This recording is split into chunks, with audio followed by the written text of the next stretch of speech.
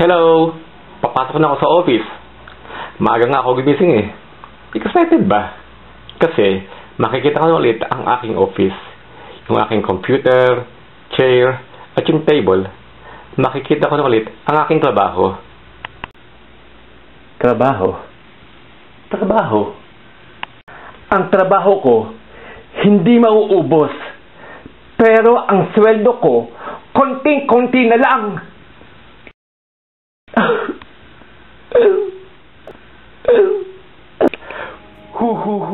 Trust the one who's been where you are, wishing all it was sticks and stones. Those words cut deep.